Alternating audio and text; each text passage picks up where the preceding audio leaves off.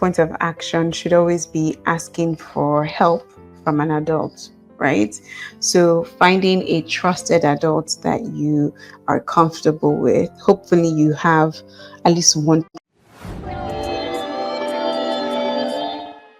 Okay, so good afternoon, everyone. My name is Oluwayemisi Adebayo, and we are on another set for the TTS podcast 3. And here with me, we have a very interesting guest, not just interesting, when it comes to anything that has to do with mental health, well-being.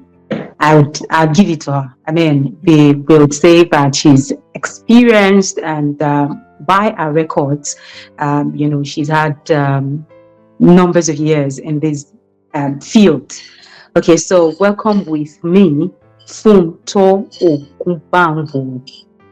She is a mental health specialist, and she's also the chief executive officer of EBIO, if I'm pronouncing it properly.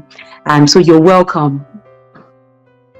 All right. Thank you so much. Thank you for having me. All right. Okay, so first we want to discuss what mental health is. So I'll start by asking you, what is mental health? Now, the thing is, the pod is a little bit more tailored towards the teenagers and young adults because that's our major focus. These are the people that we're looking at.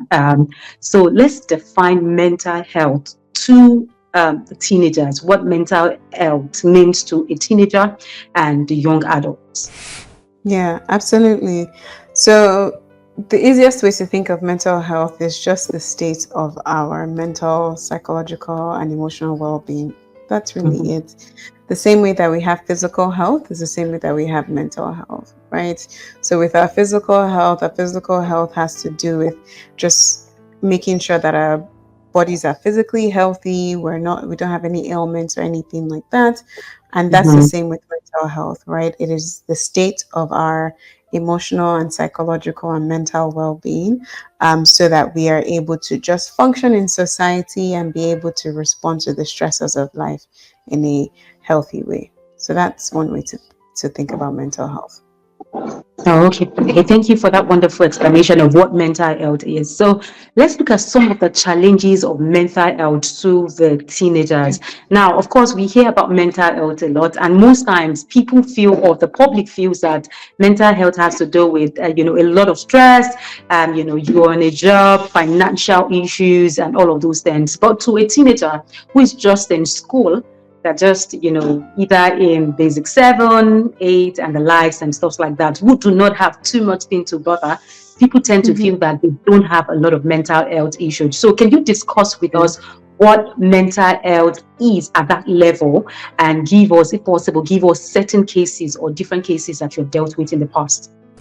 Yeah, absolutely. That's a great question. And it's interesting that although people like to dismiss the experiences that teenagers have, like somebody that's in secondary school saying like, oh, you're not dealing with life, like why are you having a mental health issue? Why are you depressed?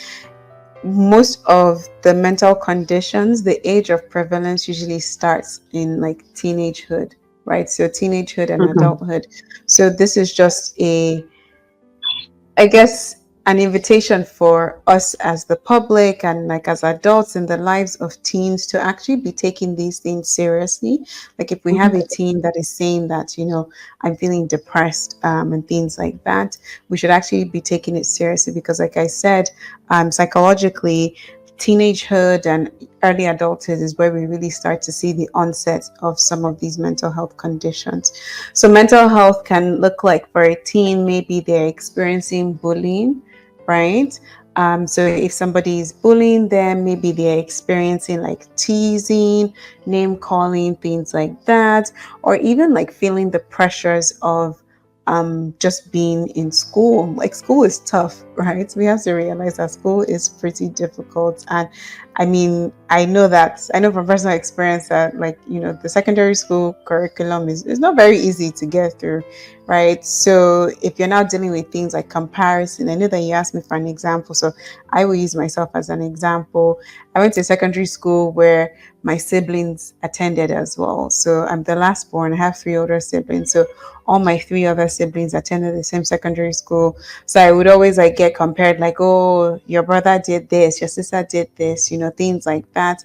And then I would say that I was like an average student, and like some of my friends were, we used to have this thing called like star list, essentially like honor roll. So some of my friends, were frequent flyers on, the star list, and it really made me start thinking like, okay, am I not smart enough? I struggled with math a lot, so it made me start thinking and internalizing that, okay, I'm not smart, I'm not intelligent. It wasn't until I got to university and I started taking courses that I was actually interested in that I really started to see that, okay, I'm not stupid. I am intelligent. I can do these things, right?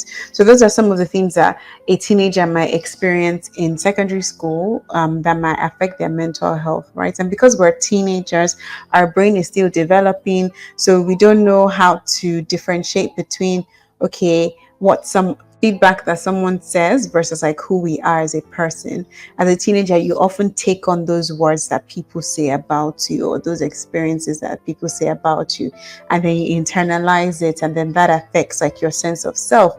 Self-esteem is a big one as well in during that life stage. So those are just some examples of how mental health can show up for teens and young adults.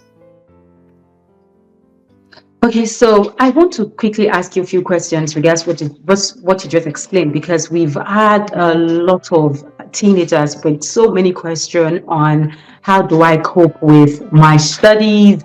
I am Mhm. down, it looks like I'm not getting it right. I put in my best, I've done this and that and like that. So based on your experience right now, Mhm. how can they manage these issues without Mhm. all of these things affecting them mentally? And if they are affected mentally, what are the possible things, or the first point of action, what they're expected to do at that point? Yeah, okay. Because you're a teenager, I would say that your first point of action should always be asking for help from an adult, right? So finding a trusted adult that you are comfortable with. Hopefully, you have at least one trusted adult in your life. I know that. I mean, I do work with teens, so I know that sometimes like that's not always the reality. But hopefully, you have a trusted adult, whether it's a parent, whether it's an older sibling, or even a teacher that you feel like is patient with you. So asking for help would always be the first thing, right? Telling them that, okay, this is what is going on.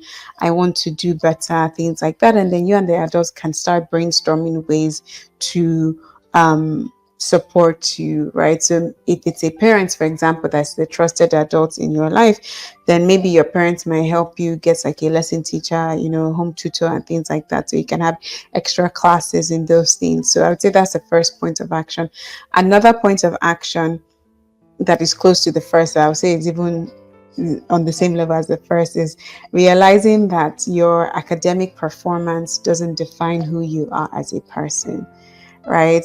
Your academic performance is not reflective of who you are as a person. And I know that as teens, when adults tell us like, oh, this will matter eventually, it can feel like, oh, you're not, the adult isn't being realistic or validating of like your experience. But the truth of the matter is, as you get older, right, the more you progress in your life, your secondary school results are not going to matter as much, right? And this isn't to say you shouldn't put in your best efforts, but just because on a math test you get a C, it doesn't now mean that you're a stupid person, or that you're not intelligent, or things like that, or you're not smart enough. It just means that it could mean a variety of different factors. Maybe it was really hard, maybe you didn't understand it. But yeah, until you acknowledge that, okay, my performance doesn't dictate my worth as a person, it can be difficult to tease apart, like, just like your identity and things like that. I know that it's difficult too, because I mean, in secondary school a lot we value high achievements and things like that, so it's easier said than done.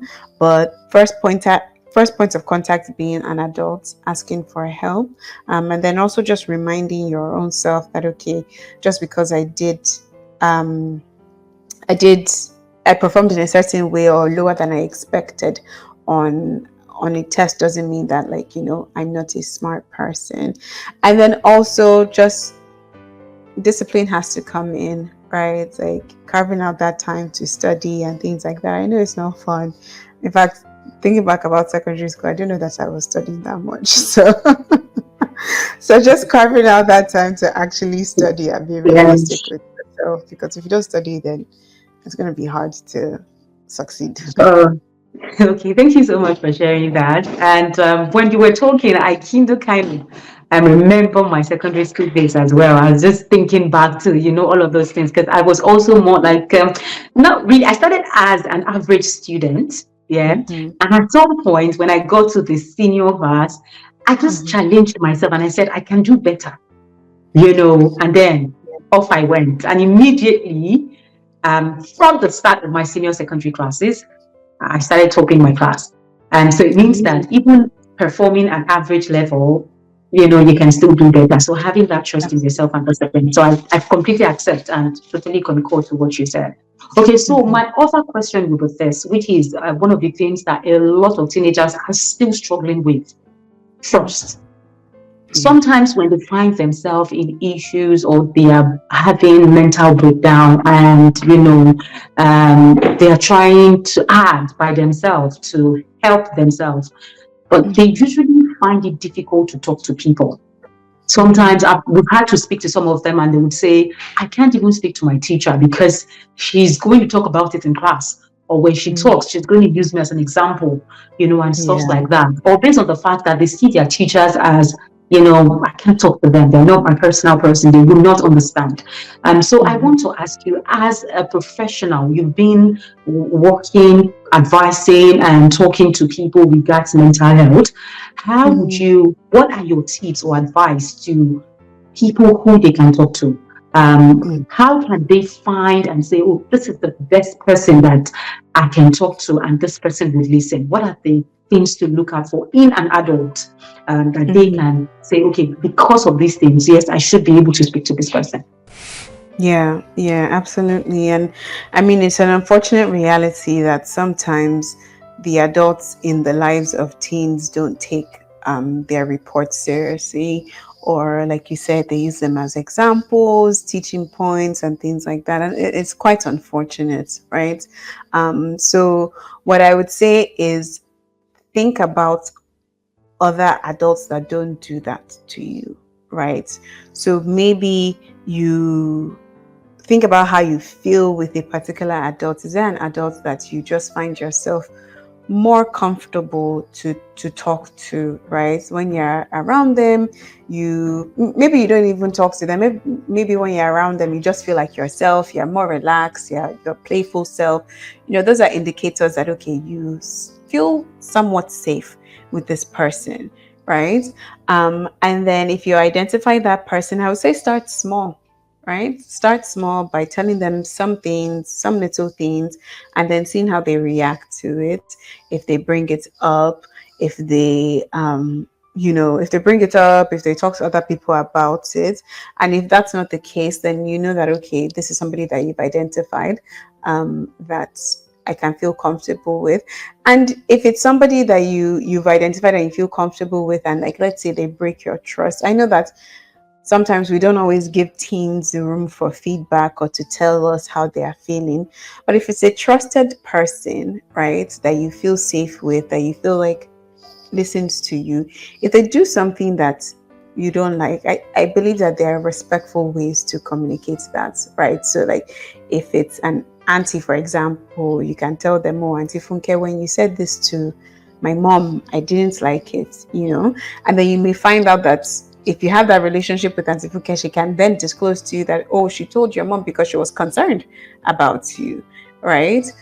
So being able to express yourself, and if somebody does something to you that you don't like, not just making a judgment, and by judgment I mean like saying that okay, this is how I'm going to handle it, I can't trust anybody at all, but even just like expressing yourself, and this is actually applicable in friendships too and just all relationships. So yeah, I would say like, think about those people that you feel comfortable with, and comfortable doesn't even mean that yeah, talking to them, maybe you just feel like okay, this person I can play, I can be around them, I can be comfortable, and then start off small and see how they react to it. All right, thank you so much for that tips. Then my other question would be this: how do you, at what point did you get to know that you are mentally down? Okay, so for Mm, teenagers, and I would take that from my own personal life. yeah. At what point do you realize, oh, this is becoming a mental issues? Mm, I'm going to give you an example. When I was much younger and I was going into uni, we were first to, you have to read all the time, you have to, and stuff like that. And so we were reading, and it was my first exams. And so there was a point I was going to school, and then I started having some kind of mental, pictures, something that we're not looking too normal, mm, and I could not really understand what was happening. But again, I was able to put myself together and say, okay, no, no, and stuff like that. And I went in for the exams. But now that I'm an adult, I got to discover that they were just mental breakdown because I was so stressed. I was putting you're pushing myself yourself. through a lot of work without resting. Mm-hmm. Okay, so Mm, as a professional, what point do we get to, or what are the things, what are the signs that tells or that will tell a teenager or a young adult that you will get into that mental breakdown? So, what are yeah. those things to look out for? Yeah, yeah. And I mean, thank you for sharing your own experience. I would say that one of the things to look out for is if it starts to impact your daily functioning, right? Good. So with you, you said you're able to put yourself together. And if someone is in a similar situation and they're having difficulty putting themselves back together, and Yeah. maybe they find that they are sleeping more, right? Mm-hmm. Their appetite is changed, whether they are eating more or eating less. They are sleeping more, even sleeping less, right? Maybe they find themselves being more cranky and more on edge. Maybe that's even like feedback from other people. And then, of course, if they feel like they are having like racing thoughts, and then, of course, thoughts of like just harming themselves and things like that, Mm-hmm. those are some warning signs, right? So, when it starts to impact your daily functioning, if you're having difficulty, like when you want to sit down and read, you can't read again, you are withdrawing from your friends are telling you you're withdrawing, your parents are noticing that you're withdrawing, you find that even something as that might seem minute, like brushing your teeth, it requires a lot of energy to do it. It requires you to muster a lot of energy to take care of yourself. And even activities that you once enjoyed, you no longer enjoy it. Those are definitely warning signs that okay, this thing is becoming quite serious. And I mean, since we're talking to teens, I need to talk to somebody about it. So those are definitely some warning signs to be mindful of. All right, thank you for sharing those tips with me. Now I know, and now we can advise as well. So, I would move on to parents, parents and guardians.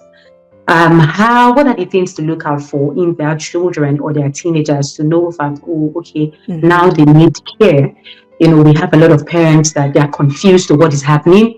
We've had stories of some parents say that the child was doing very bright, the child was doing excellently well in his academics. Then all of a sudden there was a shift, and the results are now average and stuff like that. So what are the feats as parents, as mothers, fathers, guardians, sisters? What are the tips to look out for in their kids or sisters, brothers, and the likes? What are those tips to look out for? Yeah. Yeah, and I mean, I like that there's this question towards parents and guardians because the adults in teens' life definitely shape and impact just the progress that they make. I often say that whenever I work with teens, the it's usually the parents sometimes the parents can make things more difficult, right? So I like that we're addressing parents. Yeah, and I empathize. It can be a little scary when you're noticing some things about your teens and you don't know what's going on. So, and actually, I would start with that. If you're feeling scared, if you're feeling overwhelmed, no, the first thing is to regulate yourself. And this is talking to parents, right? If you're noticing some things about your child that is changed behavior, number one is to regulate yourself. Because if you're not regulated, if you're not calm, there's no how that you would be able to just respond to your child in a calm manner. But what are some tips and like warning signs? Similar to what I said before, if you're noticing changes in their behavior, right? If you're noticing changes in their behavior, maybe like once upon your child was more outgoing and like bubbly and things like that, and you find them withdrawing more, keeping to themselves more, being more shy. Those could be indicators that something is going on. If you're noticing changes to their academic performance, if you're getting feedback from the teachers, right? So if we notice changes from in their academic performance, it's always good to get more information from teachers, right? So how are they in class? How were they in class before? Were they more attentive? Are we finding that now in class they're more distracted? They're falling asleep in class, things like that. And then also noticing changes to like their sleep. If you see that, okay, maybe they are more tired, or on weekends they are oversleeping more, they're eating more or less. Those are definitely some warning signs. And if we're noticing those like warning signs, my number one, I said number one tip is to regulate yourself. Number two would be just be curious, right? Don't jump to conclusions. It can be scary when you see those changes in your teenager, in your young adults, but don't jump to conclusions. Don't reach a conclusion without gathering more information. Lead with curiosity, get more information, whether it be from other adults, if it's a school setting, from the teachers, and then also getting more information from the teen themselves, right? Because if there is something going on with your teen, you want your teen to feel like they are safe to come and talk to you and comfortable to come and talk to you. But if you're noticing changes to their grades, for example, and your initial reaction is to start shouting, to start berating, that's not going to create a relationship of safety so that the teen then feels comfortable. The teen is likely just going to withdraw more and more. So I would say regulate yourself first, be curious, and then consider other factors, right? So if your child was once an A student and now they're like an average student, consider other factors. Did you guys just move? Did they move schools? Did they change teachers? Maybe their previous teacher was teaching them in a way that they understood, and now their new teacher, they're not really understanding the concepts. In secondary school, when they're in senior secondary school, are they switching from like arts to sciences? Things like that, right? So considering other factors, because if we just harp on the fact that okay, the grades are declining and not looking at other factors that could contribute to the grades declining, we can miss the whole picture, right? And at the end of the day, it's the well-being of our team that we're concerned about. So those are the three tips that I would recommend. So thank you. I quickly want to chip this in. My question would be that, aside the fact that yes, parents need to consider all of the tips you just mentioned, at what point do they need to seek professional help? Because again, some parents do not know when they need to seek professional help. They've been managing it and managing, and some are still managing. So at what point do they need to seek professional help? Yes, that's a wonderful question. And I just want to validate all parents that, think about seeking professional help for their child. I just want to validate and applaud that. You are doing fantastic. Your child needing professional help doesn't mean that you are failing as a parent. It doesn't mean that you are not meeting their needs. It means that you are actually meeting their needs to be able to spot that there is something going on with my child, so I need the help of a professional. So I just want to start by just validating that in parents. At one point, do parents need to seek professional help? If you find that okay, maybe like after if this is going on for a prolonged period, right? So maybe like after 2 weeks to like a month, there really isn't any change. You are noticing like, consistent um changes, some of those changes that I said in your child, those behavioral changes, they're not eating well, they're not sleeping well, you're getting reports from school.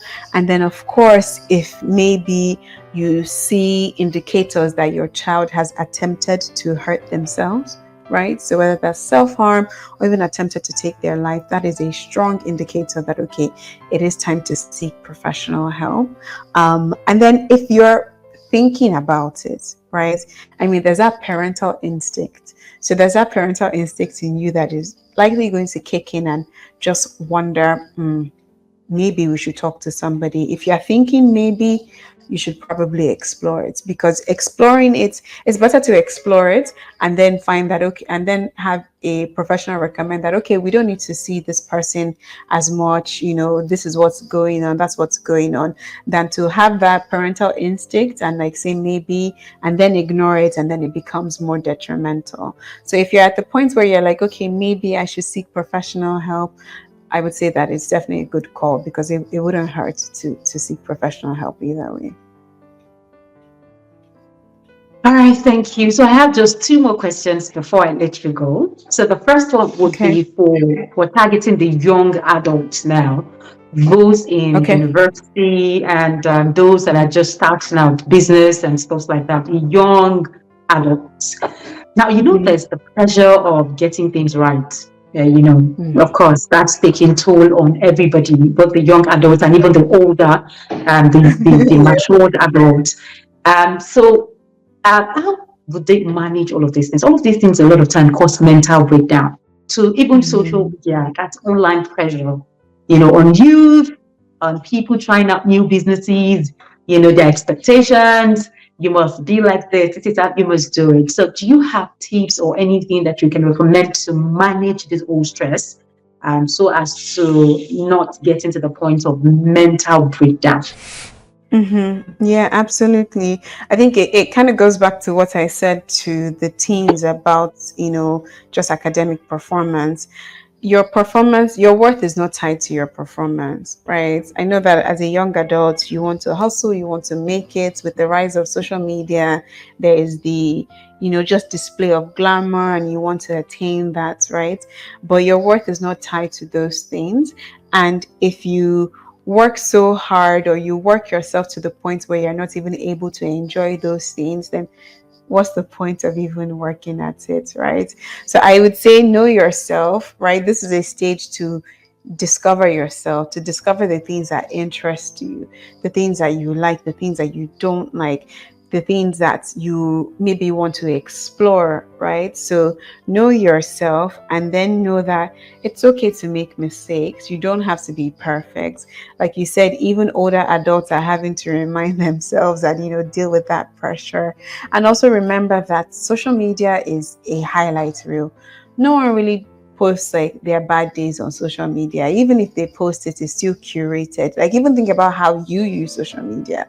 When you're having a low day, you're likely not going to pick up your phone to go on Instagram and take a picture and say, oh, I'm having a low day, right? So whatever it is that you see on social media is it's not a total representation of what's going on. So I would say that, in addition to, okay, wanting to hustle and, just make it, I would say also learn yourself, learn what makes you, what are your pet peeves, what are the things that you like, what are the things that you don't like, right? Because when you learn yourself more and more, that can even help you, that can help to guide you and to channel your energy into what it is that you like, right? Because you may find that you might just get on the wrong path of, and by wrong path I don't even mean anything detrimental, but like, if you're so focused on like hustling, you might end up getting into something just for the sake of like, the profit of it, versus discovering what it is that you like and, actually going at it, being able to give your all at it. So that's what I would recommend.